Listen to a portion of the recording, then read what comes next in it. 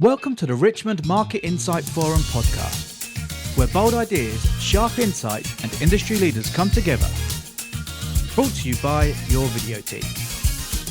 So hello, welcome, Hi. and thank you so much. You have just delivered an incredible keynote opening speech of the day. Thank you. Tell us what that was all about.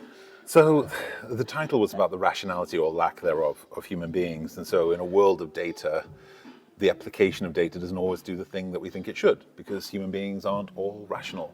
And instead of then focusing on the data part, because the experts are in the room, I wanted to talk about what individuals could do to both influence a better application of data, but also to broadly influence their environments to be better, one that can be more receptive, one that will make people less irrational, so that they can be subject more predictably to respond to data.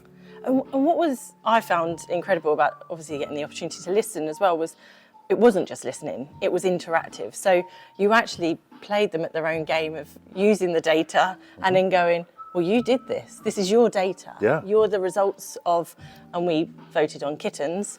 And of course, absolutely yawning is the best. But in that sense, they argued data that they were the answers to. Exactly. It's one of those things where sometimes when we work with data, we forget that there are real life consequences. And even if it is just that a kitten gets, I don't know, their reputation besmirched, it's important for it to recognize that we gather data and we forget that the data is often people. It's about real people, and it will have real implications for people. And if that data is misattributed or misused, it'll have really damaging effects. And it won't just be as damaging as this kitten is not as cute as the others. It'll be as damaging as this person is not as worthy of support. This person shouldn't join our organization, et cetera, et cetera. So it's really key that we see data from a human perspective. It was an amazing talk, and I really loved it as someone who isn't data driven, as a leader as well, and seeing the results and hearing obviously during the Q&A how people are like, okay, well, how do I change? How can they actually immediately were like, okay, I want to be that person that influences change as well. Yeah, and it's the good part. I mean, somebody asked at the end about hope, and they want to have more hope, and I said, yeah, we should have hope. And there was evidence in the room, right? People who understood that it's not just about somebody over there making a change or some system over here changing. The root of real change is not just grassroots, it's individual.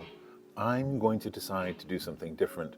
Even if initially I can't see anything consequential coming from that, I am going to consistently behave in a way that I think will help other people thrive more effectively, and hope that contagion will attract others. Or ripple. Yeah. Love that. So what's brought you along to today's event? Why did you feel the need to come and stand on this stage and talk to these? I think data, market research, insights folk, as a person who deals in data myself, we have a responsibility. Sometimes we're not fire and forget. We can't just do the analysis, shuffle the papers off to somebody else, and then not be concerned about the real human impacts, not be concerned about the misinterpretation of data. How often do we see that nowadays? Yeah. It's ridiculous watching TikToks or something where somebody says 80% of this group of people does this. And it's like, yeah, you snatched a fragment from a research paper and decided to turn it into something else. We have responsibility for writing those papers in a way that they are least likely to be misinterpreted. We have a responsibility for writing them in a way that people can readily understand them without having degrees in data science. I think that's part of the responsibility. So talking to a group of people who are at the forefront of that inside organizations and informing entire sectors is important. Amazing. And what are you looking forward to for the rest of the day? Obviously, you were the early bird keynote. So what is now your next step? I'm the early bird. The best I get now is the conversations I have with people. I've already had a couple. I mean, and literally just snatched conversations where you can talk about something that resonated with them or a question they really want to ask but didn't want to ask in front of other people. And that's what I love, the idea that I get to continue that. And even after the day, I know I'll get LinkedIn messages from people saying, hey, this is something, I don't agree with you on this, or how do I do this? That's what I love. How can we spread the message even further?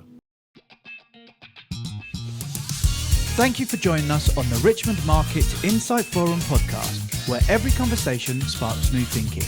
Brought to you by your video team.